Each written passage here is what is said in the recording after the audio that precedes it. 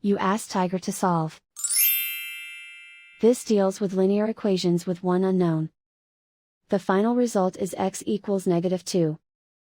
Let's solve it step by step. Group all constants on the right side of the equation. Subtract 65 from both sides. Group like terms. Simplify the arithmetic.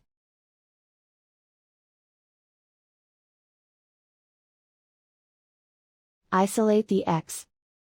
Divide both sides by 15. Simplify the fraction. Find the greatest common factor of the numerator and denominator. Factor out and cancel the greatest common factor.